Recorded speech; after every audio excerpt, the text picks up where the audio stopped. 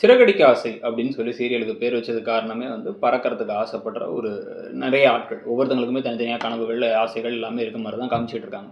அதில் சில விஷயங்கள் நல்லதாக இருக்குது, சில விஷயங்கள் மோசமாக இருக்கிறதுல மீனாவுக்கு வந்து இப்போ புதுசாக ஒரு பிஸ்னஸ் ஐடியா வந்துருச்சு.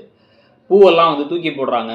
பூ பொக்கேலாம் குடுத்தோம்னா, அதுக்கு பதிலா வந்து பழ பொக்கேவா குடுத்தோம் அப்டின்னா வந்து பழத்தையும் வச்சுப்பாங்க. அந்த பழ பொக்கேவும் நல்லா போகும் அப்டின்னு ஒரு முடிவுக்கு வந்திருக்காங்க. ஸோ பூ பிசினஸ், அப்புறமா வந்து டெக்கரேஷன் பண்றது, அதுல வந்து இப்ப அடுத்த லெவலுக்கு வர ஆரம்பிக்கிறாங்க. ஸோ இதெல்லாம் வந்து கொஞ்சம் கொஞ்சமா படிப்படியான வளர்ச்சி. இதுதான் வந்து அந்த சீரியலுடைய பேருக்கு ஏத்த மாரி இருக்குங்கிறது ஒரு உண்மையான விஷயம். அதுக்கேத்த மாரியே முத்தும் வந்து இதுக்கப்புறமா ஸ்கூல் பசங்களலாம் ஏத்தி கொண்டு போற சவாரிலாம் வந்து பண்ண போறேன். அப்பதான் ரெகுலரா காசு வர ஆரம்பிக்கும். சீக்கிரமா பணத்த சம்பாதிச்சு மேல வந்து வீடு கட்டணும் அப்டின்னு ரூம் கட்டணும்னு முடிவு பண்ணி, அதுக்கப்புறம் தான் குழந்தைன்லாம் முடிவு பண்றாங்க.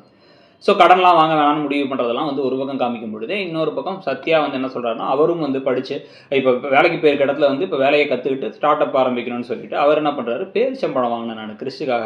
அவன் சாப்பிட்டதே இல்ல அண்ணா. துபாயிலேருந்து அவங்க அம்மா இருக்காங்க. நான் வாங்கிட்டு வந்தது இல்ல அண்ணா. அப்படின்னு சொல்லி சொன்னதுனால வாங்கியிருக்கேன் அப்படின்னு சரி போய் கொடுத்துட்டு வரலான்னு முத்துவும் மீனாவும் அந்த வீட்டுக்கு போறாங்க. ஆனா முத்துவும் மீனாவும் வெக்கம் இல்லாம போற மாதிரி தான் இருக்கு. ஒவ்வொரு தடவையும் அவன் அவ்வளோ அவமானப்படுத்ததுக்கு அப்புறமும் கிறிஸ்து பாசம் வச்சிருக்கான் அப்படிங்கிற காரணத்துக்காக இவ்வளோ அவமானத்தை தாங்கிக்கணுமா அப்படிங்கிற கேள்வி திருப்பி திருப்பி வந்துகிட்டு இருக்கு இப்போ வர வர. நேராக அந்த வீட்டுக்கு போனால் அங்கே அதே சமயத்தில் ரோஹிணி ஏதோ ஸ்நாக்ஸ் வாங்கிட்டு போயிருக்காங்க. பையனுக்கு குர்குரே வாங்கிட்டு போயிருக்காங்கன்னு நினைக்கிறேன். ஸோ அங்கே அந்த சமயத்தில் வந்து பார்த்தீங்கன்னா ஆலு பூஜியா அது வாங்கிட்டு போயிருந்தாருன்னு நினைக்கிறேன். வாங்கிட்டு போயிருக்கும்போது இதே வந்து பார்த்தீங்க அப்படின்னா வந்து இப்போ அவங்க என்ன பண்ணுறாங்க, அதை கொடுத்துக்கிட்டு இருக்கும்போதே இவங்க கதவை தட்டுறாங்க.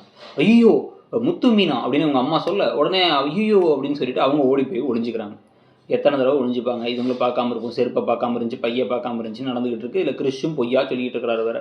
நேராக உள்ளார போய் இவங்க பேரிச்சம்பழத்தெல்லாம் கொடுத்தா இவங்களை உட்காருன்னு கூட சொல்லலை. போன தடவையே மகேஸ்வரி வந்து போய் அந்த பேக் மேலே உட்காந்துட்டு தண்ணி வேணும்னா இந்த எடுத்து குடிச்சிக்க அப்படிங்கிற மாதிரி பேசினாங்க. இப்போ இதுங்களும் வந்து நாங்கள் கோயிலுக்கு போனோம், டைம் ஆயிடுச்சுங்கிற மாதிரி பேச மீனா அவங்களுக்கு வேலை இருக்கு வாங்க போகலாம் அப்படின்னு வந்துடுறாங்க. அவனுக்கு வாங்கி கொடுத்த ஸ்நாக்ஸை விட்டுரு, பேரிச்சம்பழம்லாம் உடம்புக்கு நல்லது இல்லை, நான் வாங்கி கொடுத்தது கவரில் இருக்கு பாரு அதை சாப்பிடுங்கிற மாதிரி வந்து இப்போ வந்து ரோஹிணி பேச எனக்கு இதான் பிடிச்சிருக்குன்னு அந்த பையன் பேரிச்சம்பழத்தை அள்ளி சாப்பிட்டுட்டு இருக்காரு. நல்லா வேணுங்கிறதெல்லாம் வாங்கிக்கிறாரே தவிர உண்மையை மட்டும் சொல்ல மாட்டுறாரு அவர். ஸோ இப்போ இதெல்லாம் வந்து பார்க்கும்பொழுதே வந்து அந்த முத்து மீனாட்ட உண்மையை சொல்லிட்டேன் அப்படின்னா வந்து அதெல்லாம் சொல்லவே மாட்டேன் நான். அவங்க வந்து எவ்வளோ அவமானப்பட்டு வராங்கன்னா அதுக்கு லூசுங்க. நான் போய் சொன்னேன்னா என் வாழ்க்கையே போயிடும். எனக்கு என்ன பண்ணணும்னு தெரியும், நான் சொல்கிறத மட்டும் நீ கேள் அப்படின்னு சொல்லிட்டு இதே மாதிரி டோனில் தான் மகேஸ்வரி கிட்டக்க, அப்புறமா வித்யா கிட்டக்க, அவங்க அம்மா கிட்டக்க, கிறிஸ்டி கிட்டக்க எல்லாத்துக்கிட்டையும் வந்து ரோஹிணி பேசுகிறாங்க. நீ சொல்கிறத நான் ஏன் கேட்கணும் அப்படின்னு யாராவது ஒருத்தங்க திருப்பி பேசினா நல்லாயிருக்கும்னு நம்ம நினைக்கிறோம். ஆனால் அது நடக்க மாட்டேங்குது பாதி நேரம்.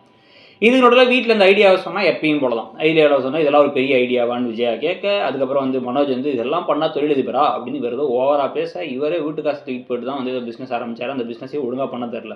ஓசியில் வாஷிங் மிஷின் கொடுத்துட்டு இருக்காரு. இவர் ஒவ்வொரு தடவையும் இவர் குத்தி காமிக்கிற மாதிரி பேச, மிச்சம் எல்லாரும் சேர்ந்து நல்ல ஐடியா தான் பாராட்டுறதெல்லாம் எப்பயும் போல நடக்குது. ஸோ அதை பற்றி நீங்கள் என்ன நினைக்கிறீங்க? அடுத்து வந்து பார்த்தீங்க அப்படின்னா அந்த டாக்டர் பட்டத்தை கெடுத்து விடுறதுக்கு ஒரு 2 எபிசோடு ஓட போகுது. இதெல்லாம் வச்சு பார்க்கும்போது இந்த சீரியல் எப்படி போகுதுன்னு நினைக்கிறீங்கிறத சொல்லுங்கள். அப்படியே மறக்காமல் இடம்பொருள் சேனலையும் சப்ஸ்கிரைப் பண்ணி நம்மளோட இன்னொரு சேனலான இடம்பொருள் நவ்வையும் சப்ஸ்கிரைப் பண்ணிவிடுங்க. தேங்க்யூ.